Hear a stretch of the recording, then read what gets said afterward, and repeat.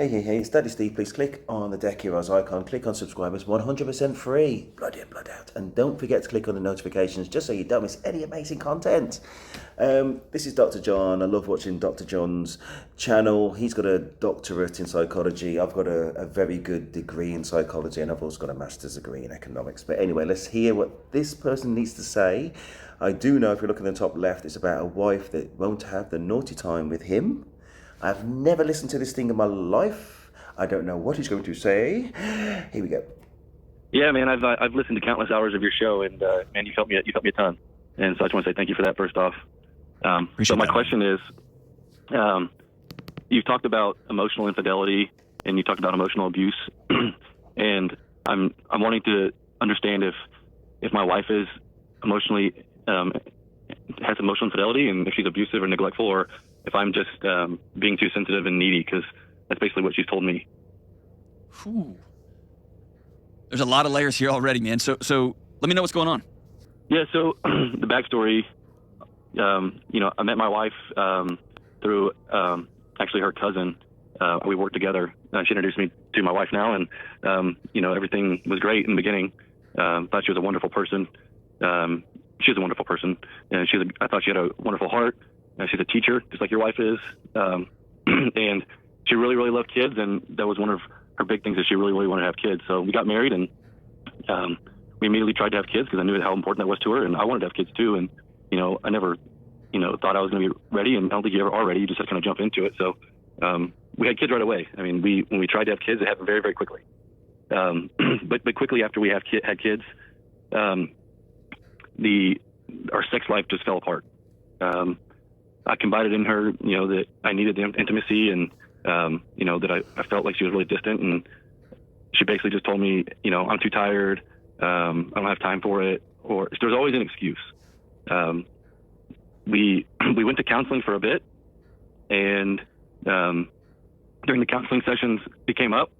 And then for whatever reason, she basically just told the counselor that she didn't want to continue anymore. So it stopped. It's gone from... So wait, hold on. So when you're talking about what are the challenges in your relationship, and you brought up the lack of sexual intimacy, y'all aren't sleeping together. You're not. Usually these conversations are not just about doing it. They're also about, like, you don't hold my hand. You leave the room when I walk in. Like, there's not that gentle touch on my shoulder. Like, so there's a whole picture here. When you brought that up, right. She just said, "This." That is a very, very, very, very interesting bit, and I apologise for stopping it here. But I've got to give us a summary of where we're up to now. So he was talking about emotional infidelity and abuse. He mentioned that his wife said that he was emotionally needy, so too emotional or too emotionally needy. So it's going to be very interesting whether we kind of pick up on that a little bit later. He met his wife via his cousin, who happens to be a teacher. They both wanted kids. They had kids very quickly, and she's a very nice person. But it's just the second that they had kids, it would seem, that the drive just went out the window for her, and she became distant. And everything that John's saying right now is absolutely gold, so I don't want to miss it. I've just gone back 20 seconds. Don't worry. But you just said that she's tired all the time, and that would lead, I don't know, to, okay, well, maybe you need to just do some, I don't know, blood tests and things like that to see if you're kind of like running low on something, and maybe you can have some little bit of a perky upper. I think there's that, the blue pill for the ladies. Maybe it needs a little bit of that perky upper. Who knows? Or maybe maybe it's something postnatal, which is very well known.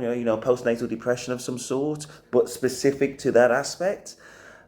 Maybe there's been some kind of is it physiological change, some bodily change that she's experienced. Maybe there's an imbalance or a change in hormones, which has brought about a reduction in drive. But basically, get some blood tests. So they've gone to counselling. Maybe they need a different counsellor. Maybe they need a more specialised, or a counsellor who knows a bit more about what the avenues and tools to help in this situation. Very interesting. Anyway, let's go. And I have rewound.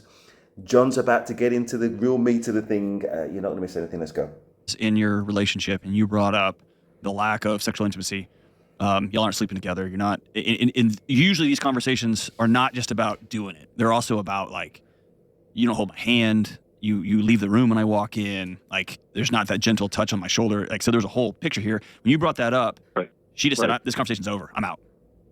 I mean, it wasn't that quickly, but it was very relatively quickly. I mean, it was brought up towards the end of one session, and then the beginning of another session, she said she just didn't want to continue anymore. And another backstory with her, what she's told me about her past is she's was married previously, and she's confided to me that her ex-husband was physically abusive. It was like a one-time occurrence, but he was. And I've always thought, okay, well, that has something to do with it. And I think the counselor was trying to see if there was some back history there. So that might be another reason why she tried to shut it down.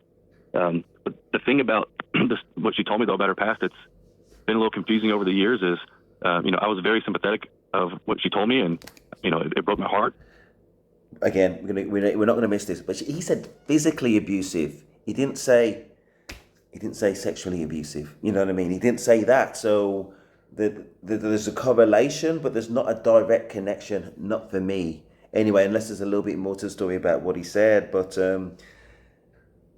this is going to sound really harsh. This is going to sound really harsh in the context, but it's so true. I think in any situation, you want to see about where the limits of your relationship can really go and where it should go to, where it is and where it should go to.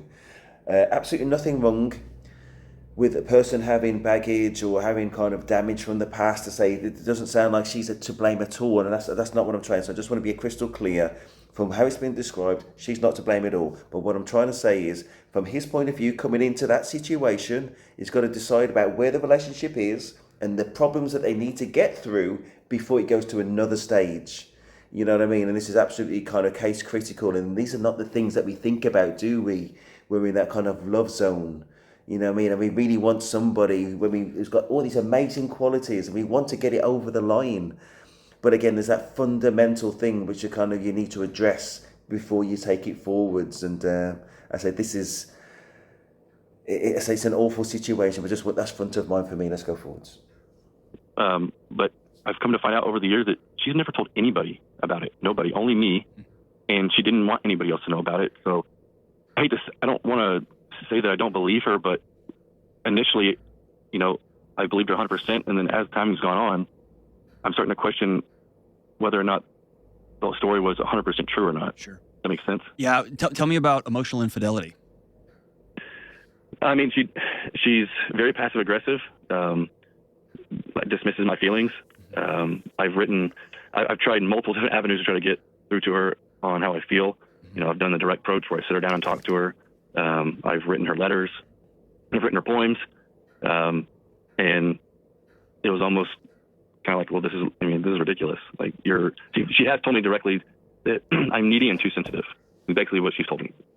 And she's very dismissive also of things that are important to me. Yeah. Like I'll give you an example. It's something small, but it came up the other day. I'm really big on communication, and we obviously have a horrible communication in our marriage. And one of the things that I've asked her to do is, look, if she's gonna have any friends or family come over, just let me know so I know in advance they're coming. And she hardly ever does it. And the other day, someone just popped up, and I had no idea they were coming. And I asked her, I said, why didn't you tell me they were coming? She's like, I don't need to tell you that. So, just for technical. Just before we move on, so in order to try, he said that she's passive aggressive and dismisses his kind of opinions. He's tried to communicate with her. He's tried to do the poems and the letters, and I guess there's a debate about whether that is going to resolve something because you're trying things out the box, or whether it's just going to wind you up. It actually depends on the person, I guess. But she does feel that he's too needy and too sensitive. Again, but listen, when I was saying before about the things that he should have considered in terms of the relationship and the key things and the key issues to resolve before taking it on, I think for her as well, obviously, she needs to think about whether this guy is a suitable kind of match for her. Because I doubt if he'll just click your fingers needy and too sensitive. And what I'm also thinking is sometimes the things that you kind of overlook, usually purposefully, are the reasons why you break up down the line. So I don't think he would have necessarily changed. That doesn't come across to me that he would just all of a sudden became needy. There is that question about whether his methods of communicating as I said, are going to wind her up. Well, I'm not saying whether it should or not, but whether it is, and whether it is actually effective communication. If it doesn't deep down address directly about, listen, this is, I love you basically, and you know what I mean. I married you. We've got kids together. I want this to work out. We were in a really good place before. I really want to get there again. You don't address all issues in one go. You can't beat down a mountain in one day. You know what I mean? You got to chip away. So maybe deal with the relationship things first, or the fundamentals, resolve that. And then when it comes to the intimacy issues, like what John was saying, make sure that you kind of hold hands, you express interest, and you do some fun dates, and so you're on your A game, you're on top of your appearance, you're on top of how you smell, you're on top of your physicality in terms of your health, your physical appearance. Take her out for some naughty dates and tell her how attractive she is every so often. You know what I mean? And don't, I said, the bare basics as well, you know, don't be belching in front of her, don't be breaking wind in front of her, close the door when you go to the toilet. It's not freaking sexy. I'm not saying that he is, but just make sure that you're on your A game, long story short. Let's see more. Emotional infidelity, the way I would classify that is somebody that has feelings for somebody else. They haven't slept with them, they're not holding hands, they're not going on dates, but somebody who has chosen to confide in somebody that's not their person they're married to. Super common, sneaks up on you, and it can definitely be worked through, but it definitely is a thing, right? That doesn't sound like what's going on here. What sounds like what's going on here, and I always want to enter into these spaces very carefully, okay? Because I just want to tell for the people listening, one of the things you never ever want to do when somebody confides in you, like you're doing right now, what you're saying, Joe, is hard to say, right? You're saying things out loud. You're being pretty vulnerable with me, and I'm really grateful for it. That's hard for a dude to say, hey man, I'm like pouring myself out to her, and she just keeps shutting me down. It's my wife. It's my mother of my kids, right? That's hard to say out loud, right? And my guess is you don't tell a whole bunch of people that. But one of the cardinal rules when somebody opens up to you is to never badmouth their spouse, because they might get back together and then they're going to remember what you when you're like, yeah, she sucks. Then y'all reconcile. You're always going to know, like, that dude said my wife sucks. You know what I mean? So I always want to tread carefully here, but I also want to be really honest, and we have a contracted time to talk. So can I just be direct, straight ahead? Is that cool? Sure. Yeah, you're dealing with somebody. I'm not going to diagnose her over the phone, obviously, but you're dealing with somebody who doesn't give a crap about you. And I need you to hear me say this directly. I'm not laughing because of a lack of sincerity or empathy for John, for the caller, but yeah, he did kind of say in advance, you know what I mean? I'm going to give it to you all guns blazing. I didn't know he was going to go down that route, but he's going to round it off with some advice, I'm pretty sure, or like the direction that he thinks that of why he thinks his wife doesn't give a crap, and I say solutions-based mindset, I'm hoping. You're not crazy. In fact, given what you've told me, now I know there's always two sides to every story, right? And I've had these conversations where I talk to a dude like this, and then I talk to her, and she's like, oh yeah, let me fill you in. And it's like, oh, okay, that makes sense. Right. But I don't get that sense from you, man. It sounds like a guy who loves his wife and is doing everything he can to connect with her, from the direct approach, the indirect approach, the I'm going to help around the house approach, to the, hey, you want to dream together approach, to here's some poetry approach. It sounds like you're doing everything you can, man. And you're consuming stuff like this show. You're trying to figure out, what is it about me? And I want you to hear me say, I don't think it's you, man. I don't think it's you. And let me tell you why that's hard to say. Because now you're left with this terrifying, well, now what? Right? Because doesn't sound like there's something you can just go fix. I'm going to say something that's going to sound really callous. And I'm saying this as somebody who's been through my own hell and back, okay? And also has worked with a whole bunch of people. Trauma is very, very real. I wrote a whole book about it. And it cascades through a person's entire life and through their family tree if they don't deal with it. And it's not an excuse to shut your life down. And so we do not choose the trauma that happens to us. We don't choose the abuse, the marginalization. We don't choose being born in the wrong neighborhood, the wrong color, all those things. We don't choose that stuff. We do choose what comes next. And so it sounds like somewhere along the way, either hell visited your wife, either before she was your wife, when she was a little kid, whatever. Or, like you said, now I'm starting to even doubt if that's even true. Here's the deal. It honestly doesn't matter. What matters is she going to look at the person she committed her life to and say, I hear you. I may not be able to sleep with you 3 times a week right now. I get that. But I also understand that I can't go through my whole life not touching my husband. I'm going to go do the work I need to do to be well. I am going to go see a counselor. I'm going to go sit with a mentor. I'm going to go figure out, why does my body pull away when the man I love leans in? The father of my kids leans in. Right? And so that's her work to do, and you can't do it. And it sounds like what you're saying, man, she doesn't have any interest at all in doing it. No, it doesn't. I mean, everything that's important to me, she shuts down. I mean, I go to church every Sunday with my boys and my dad. I've asked her on multiple occasions, to come, that I thought was very important, and she just gives me excuses why she doesn't want to go. And I'll give you a great example, of one of the reasons why I wrote in. Just a second. I hear what John's saying, but in every kind of problem and obstacle or trauma, there's a journey, right? So the journey is only just, I don't know how old the child is. It seems like it's quite young. And so this is quite a recent obstacle. And there wasn't any suggestion there was a problem before. So again, there's got to be a focus on solutions. So what John says, yeah, fair enough, at this stage, she's not open to it. But that's not to say that she never will be. It's about kind of approach. I mean, you got to pick the right time, and you got to go in with a plan about how you deliver this message to her in the most sympathetic and understanding method possible. There might be something going on with her that you're unaware of, or then again, maybe it is all over. You know what I mean? And you wrap it up. But obviously, we don't start off on that side of things. We start up on the can-do side of things, and that's yet to be explored. And there's been no suggestions, again, of approaches in order to kind of raise this issue in the most sensitive and considerate way. That's the kind of advice I think he needs right now. I'd say before we go to the extremes of, it's done. Anyway, let's go. So recently, I had a car accident. Someone cut me off and it totaled my truck, and I wasn't hurt, to where I had to go to the hospital, but I was pretty shaken up and I had pretty bad whiplash. And when I, called her about the accident, she, instead of coming to the accident, she said, "Do I need to come?" And so, of course, I was just like, "No, you're fine. Just stay." And then when she got home that evening, I told her, I said, "Hey, I could really use some intimacy. My life kind of flashed before my eyes, and, I really could use, you to help me rub my shoulders and help me, to feel a little better." And her exact words were, "I'm not doing that because I might make your condition worse." So that's what kind of set me over the top to write in. Can I be a jerk for a second? Sure. I just want to paint you an opposite picture here. My wife and I.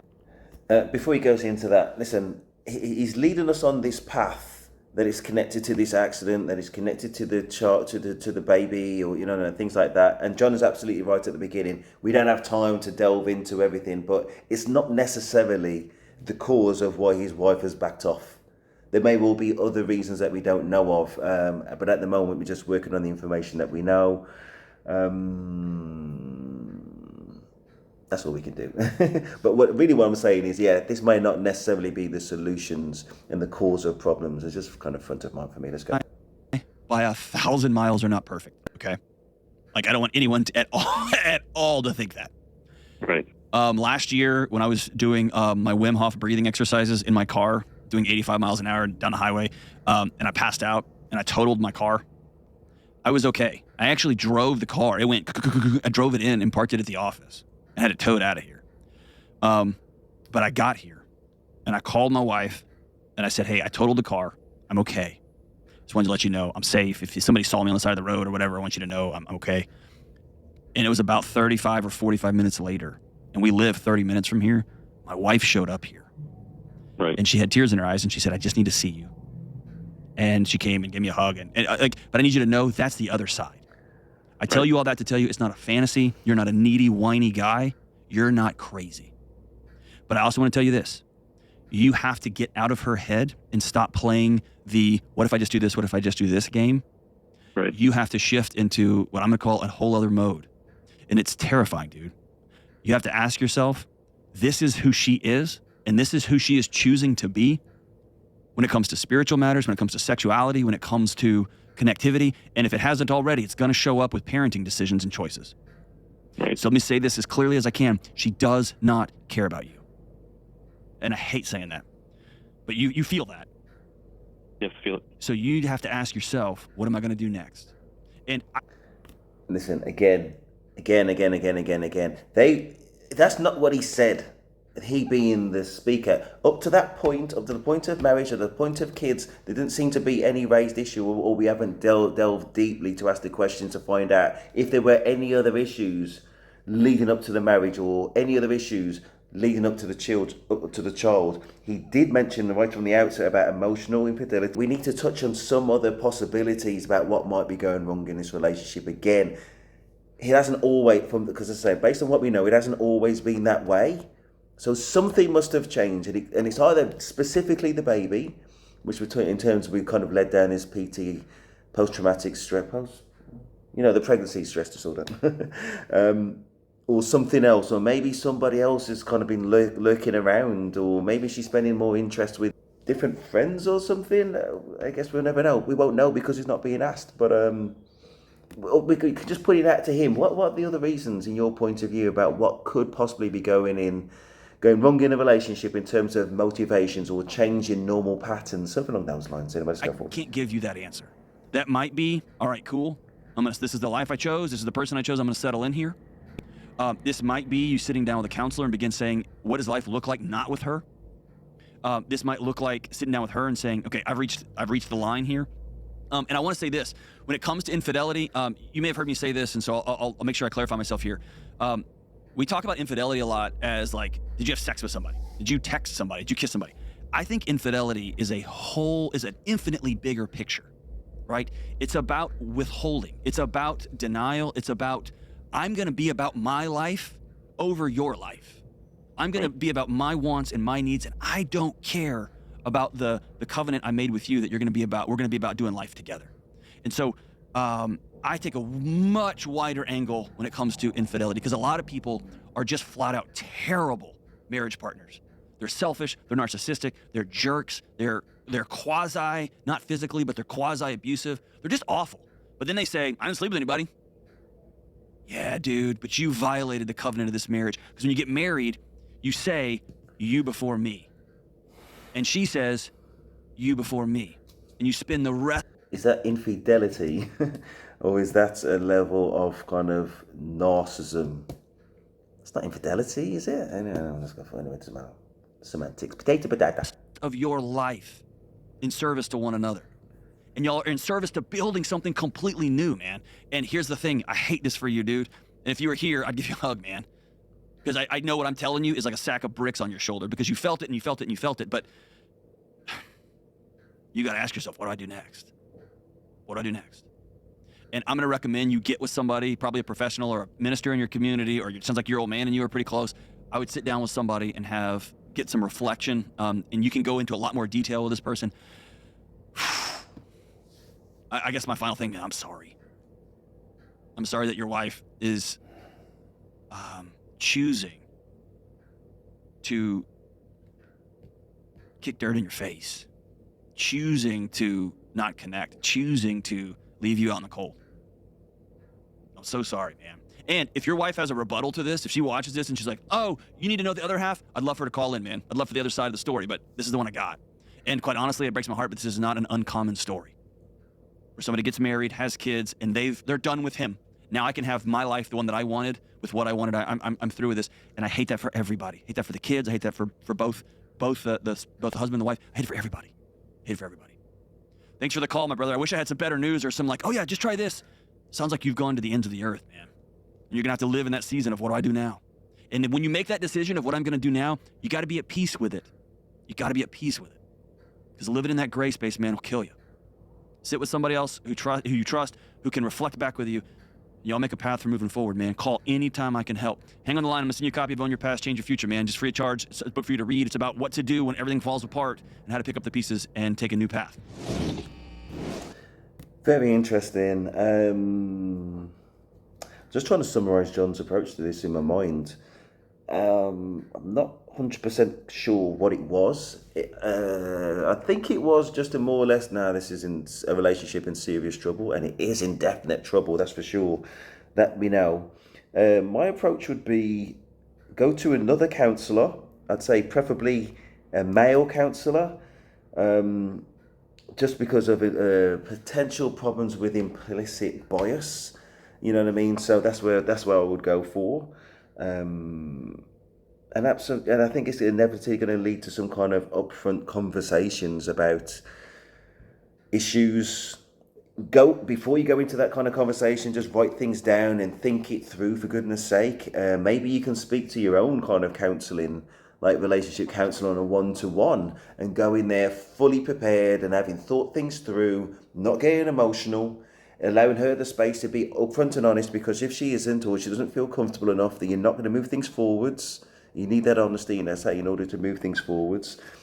Upfront conversation about where things are at, so you can find out what needs to be resolved, and then just work on resolving it and putting full effort in on both sides. And that's going to probably be a zigzag journey to a desired destination. It ain't going to be linear. Okay, we decided it, bang, there we are. And I think that, so you're going to have to have a little bit of kind of a realistic perspective on things, but it's going to be something along those lines. Anyway, very interesting. It's kind of very, you can easily empathize with that kind of situation. There's going to be many married people in that situation, or many people, I'm not married, many people in long-term relationships potentially that have this kind of problem from time to time. But I do think it stems from something, and I think part of it is in the effort from both sides in order to maintain this kind of positive kind of interest and mindset in somebody else. Anyway, interesting thoughts. Please like, subscribe. That is Stephen about.